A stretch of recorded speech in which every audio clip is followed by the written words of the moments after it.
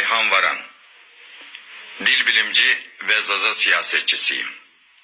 Buradan tüm dünyadaki Zazacayı yok sayan ve yıllarca etimolojisi, fonolojisi ve gramatiği farklı olan Zazacayı İrani diller grubunda sıralayan tüm batılı oryantalistlere sesleniyorum.